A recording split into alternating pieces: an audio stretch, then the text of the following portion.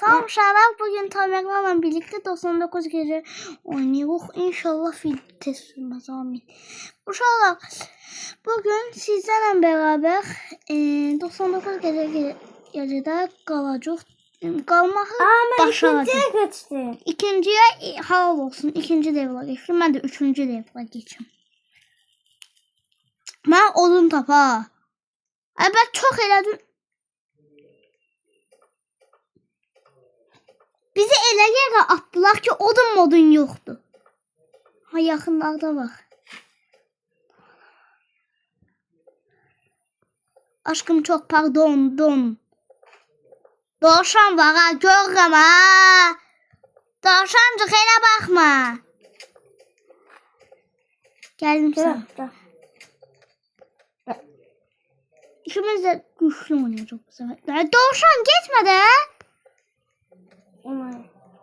O dovşan gedir etamək lan. Tamam kurt.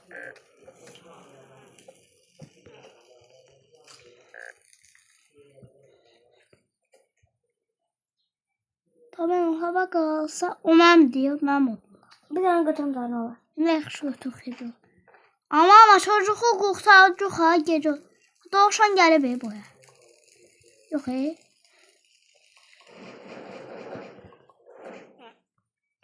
Çok doldurma, azıla. Yo, her dəfə dolduran deyil olur. Dovşan keçək. Gəl kuleyə. Binaya gedək. Hə, hardadır? Adaya gecə olur, getməyək.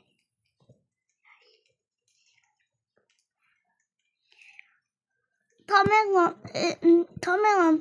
Nəsə 99 gecə geyi gəlsə, bu səfər mən qorxacağam. Yaxşı? Hə. Sonra yenə gəlsəm, mən qorxaram. Hə, sonra yenə gəlsə mən. Sonra yenə gəlsə sən. Burada bir tane dovşan qalıb, dovşan ya. Fənər var, Fənər! Tamerlan! My horneo.